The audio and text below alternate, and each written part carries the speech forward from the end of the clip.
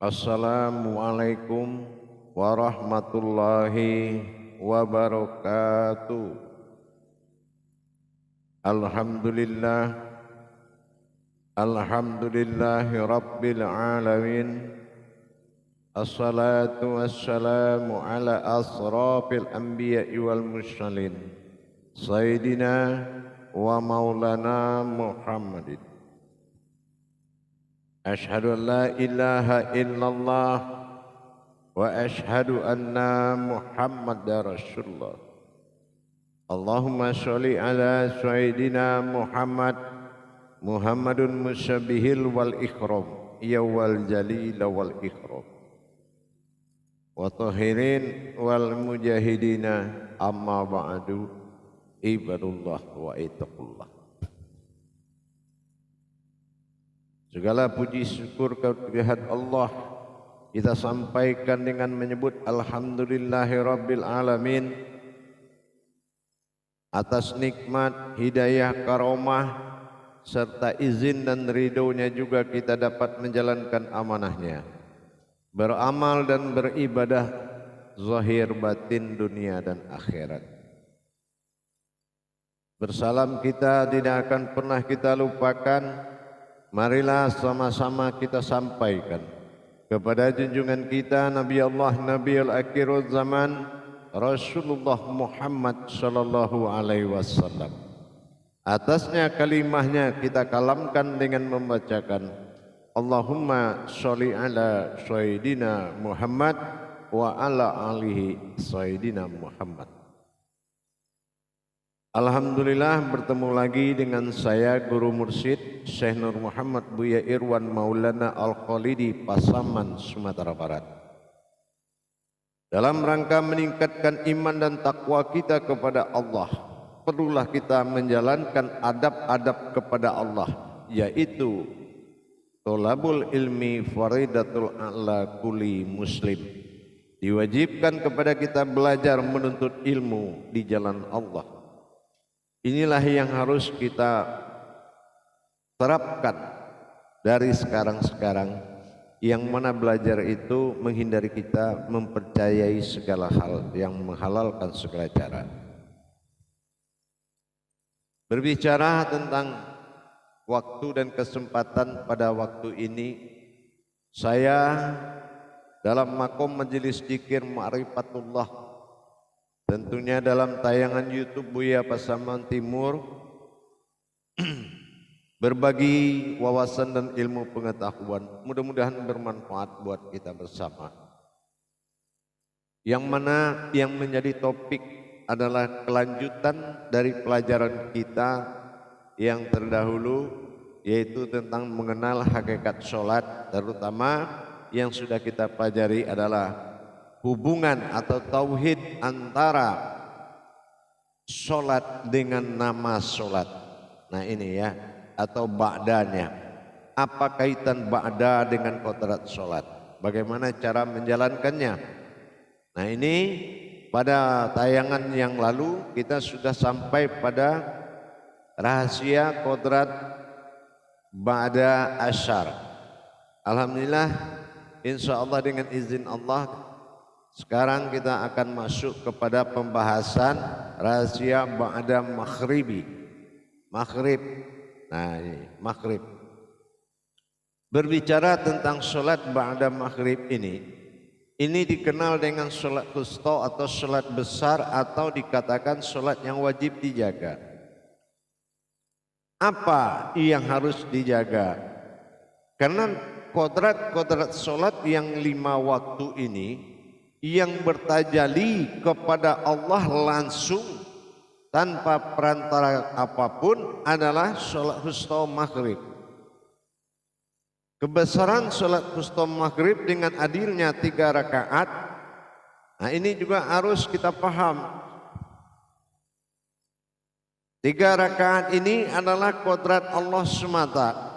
Kehadiran kodrat Allah pada alam ibadah ini yang dinamakan dengan maghrib, yang mana maghrib ini berkodrat 3 rakaat, ada wadah wahadiyah. Ini kehadiran kodrat Allah, kodrat Muhammad dalam wujud Adam di dalam alam ma'rifat, hilang gelap gulita atau ma'rifat. Di dalam pemahaman kita, di dalam menuju perjalanan atau ba'da perjalanan batin, ternyata kehadiran wujud batin Allah di alam batin pada maghrib ini, nur setelah ditenggelamkan oleh Allah dengan kehadiran kodratnya, laksana Rasul turun api pun padam, zat turun nur pun padam. Ini artinya maghrib ini mati dalam arti masuk kembali kepada sukuniahnya Allah, yang mana maghrib dalam kondisi sukun atau dikatakan alam kabir atau alam ma'rifat. Hakikatnya menuju ke alam ma'rifat, yaitu seperti Rasulullah diperjalankan di malam hari. Kemenangan yang dilakukan berubahnya masa Masehi kepada Hijriah dengan tenggelamnya siang kepada malam, artinya tenggelamnya nurul kepada sifat nur bagi Allah, yaitu zatnya, ruhaninya. Ini yang kodrat yang tiga tadi, ada wahdah wadiyah, ini adalah menjadikan kodrat semata di alam sukun. Inilah yang menjadi pokoknya. Maka dengan demikian kita lihat pada posisi 18 dan 9. Kalau jam 18 itu kenapa jam 6? Nah ini kembali kita lihat, 18 itu 9 domah hakikat. Sementara yang hakikat itu 1 dengan 8. Apa 1? Wujud Allah yang berdiri. Apa yang 8? Kodrat umat yang bersifat. Itu 8 atau dikatakan 20. 8 itu 20. Jam 20, jam 20 sifat. Ya 20. Ya jadi gitu. Jadi dengan adanya tenggelamnya 6. Ya tenggelamnya 6 dengan kehadiran 18. 6 itu kodratnya alam, dijadikan dari 6 masa. Itu alam, itu yang maghrib. Yang tenggelam itu yang 6. Yang hadir itu 18. Berhadapan 20 sifat Allah dengan kodratnya yang 1. Nah ini yang makan maghrib. Ya alam sukun, alam tiada. Jadi kalau kita berdiri pada sholat maghrib, berdiri memang harus didirikan bagaimana alif ini mawujud pada alam sukun. Jadi bagaimana berdirinya Allah semata di alam sukun atau di alam Isra atau di alam gelap. Nah disinilah kita kebesaran Allah tadi, begitu dia turun dengan batin zat dan nurnya, maka tenggelamlah segala nurul iman, nurul Islam dan nurul ihsan. Dia tenggelam, maka terlahirlah kodrat syahadah, ahadah dan wahadah tadi.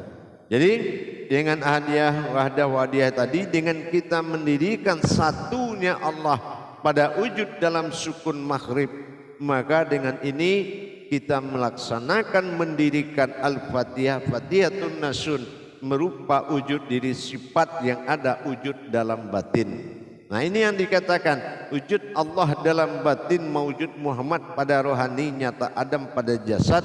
Ini dikatakan dilihat dari sukunnya, dikala semuanya telah ditenggelamkan dalam maghrib. Jamaah yang dirahmati Allah rahimakumullah. Inilah hakikat daripada perhitungan 6 dan 18 tadi. Jam 6 atau jam 18. Berarti kalau dia maghrib berlakunya 18. 6 sudah tenggelam. Nah 18 ini kodratnya 1 tambah 8 itu apanya falakiyahnya 9. 9 itu domah, artinya adalah kekuasaan. Nah kita lihat seperti falakiyahnya, 9 kali berapa aja tetap 9. 9 kali 2 18, 189, 9 kali 3 27, 2 tambah 7 9. Artinya inilah kebesarannya. Hakikat yang mendirikan dan menguasai seluruh sholat adalah maghrib.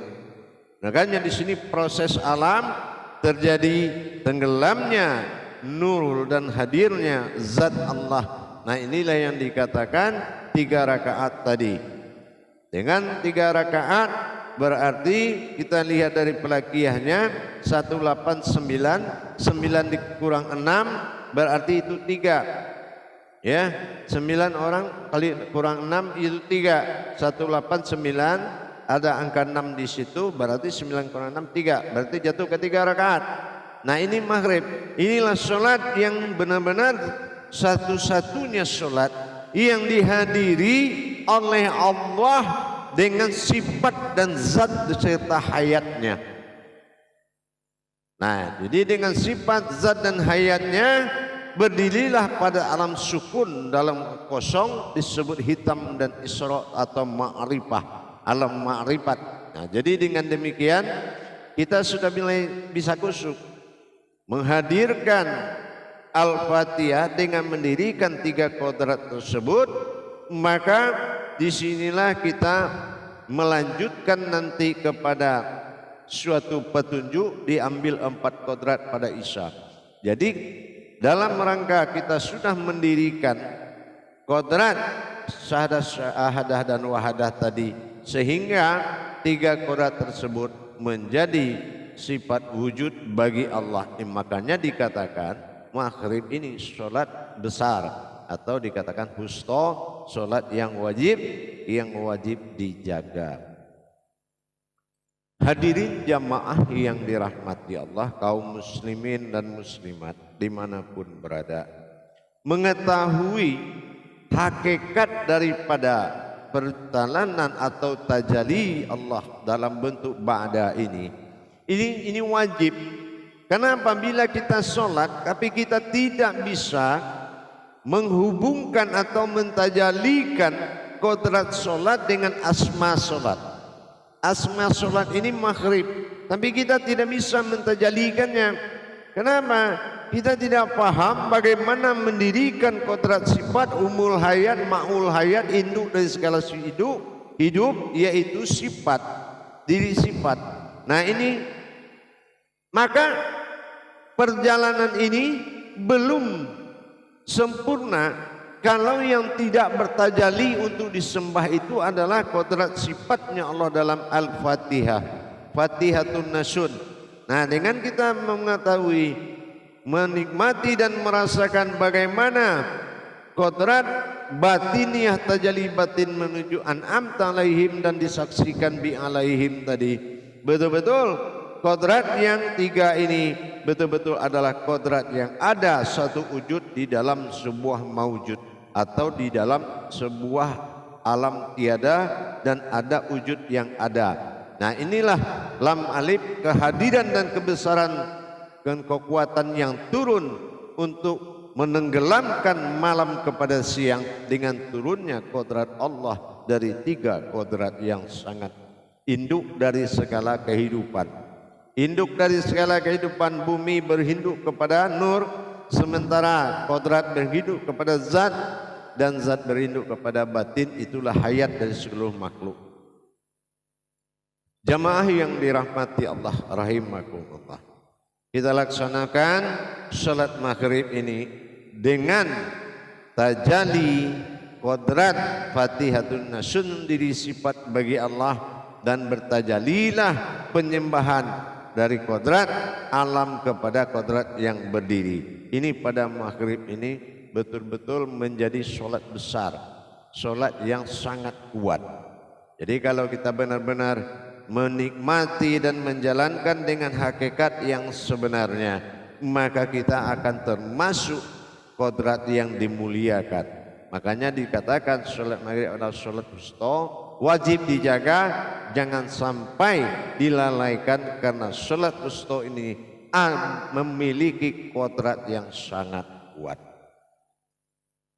Jamaah yang dirahmati Allah rahimakumullah, insyaallah tahap demi tahap, langkah demi langkah kita jalankan untuk mendapatkan barokah dari dan hidayah dari ibadah yang kita jalankan.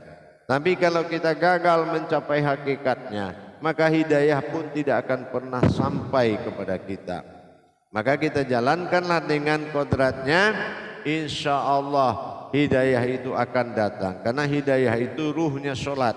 Jadi kalau kita sudah dapat hayatnya sholat, insya Allah dia akan menjadi kodrat tajalli antara Tuhan dengan wujudnya umat. Inilah yang dikatakan saluhu daim atau berhubungan batin. Jamaah yang dirahmati Allah rahimakumullah. Jadi jelas sudah bahwasan dalam sholat maghrib ini sangat menentukan dan nilainya melebihi sholat-sholat lain. Nilainya, derajatnya melebihi sholat-sholat lain. Maka dari itu mari kita lakukan dengan khusyuk. Ya, nanti akan kita pelajari bagaimana caranya khusyuk. Nah, jadi kalau sudah ada yang membuat pandangan kita terisi, inilah iman. Ya, jadi kalau iman itu kita sudah bisa mengimani dari segala bentuk kejadian dalam sholat. Kalau sudah bisa mengimani, inilah pensaksian. Tapi kalau belum ada pensaksian, bagaimana kita mendirikan iman? Iman itu didirikan setelah adanya pensaksian. Pensaksian ini harus dikaji. Pensaksian ini harus dikaji. Kenapa? Fardu ain. Fardu itu wajib, ain itu menyaksikan atau mata atau melihat. Jamaah yang dirahmati Allah rahimakumullah. Insya Allah mudah-mudahan dengan kita menjalankan rukun hakikat daripada kodrat sholat dan asma sholat atau nama sholat ini, inilah yang dikatakan fungsinya tetap pada berdiri setelah ruku. Kenapa? Sholat ini memiliki dua kodrat. Pertama kodratnya ilmu, yang kedua kodratnya ibadah. Jadi pencapaian ilmu ibadah ini harus kita jelas-jelas memahami dengan sungguh-sungguh. Kalau kodrat ilmu kita lihat dalam berdiri pada duduk, berdiri dan diakhiri dengan duduk. Dan Al-Quran tidak mengeluarkan perintah berdiri dan duduklah, tetapi ruku dan sujudlah. Itu ibadah. Jadi kalau kodratnya ilmu ada pada berdiri dan duduk. Tetapi kalau kita tidak mampu menjalankan, memuliakan Tuhan dengan penyembahan alam terhadap diri dalam kodrat asma sholat dan bertajali pada kodrat sholat, kalau ini tidak bisa dihubungkan, maka kita belum menyempurnakan keberadaan Allah pada diri kita, karena semuanya belum tafakur kepada Allah. Dengan perjalanan ketuhanannya semua akan tunduk dan patuh kepadanya. Inilah yang dikatakan wa tafaraku fil izzatin wa la tafaraku wala fisifatin wa la tafaraku bismillahirrahmanirrahim. Jadi semuanya akan tunduk dan taat dan patuh kepada kodrat Allah yang dibawa oleh khalifahnya. Itulah yang dikatakan diri. Insya Allah mudah-mudahan bermanfaat.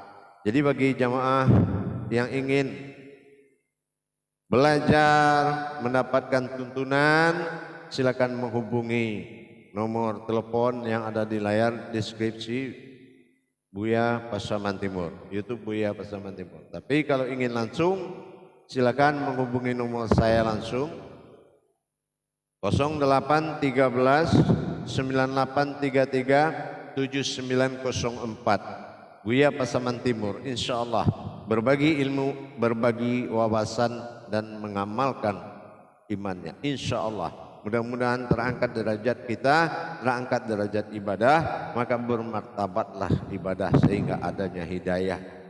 Mudah-mudahan berkah. Barakallah ya Karim, ya Rahman, ya Rahim. Akhirul kalam wa billahi taufiq wal hidayah. Assalamualaikum warahmatullahi wabarakatuh.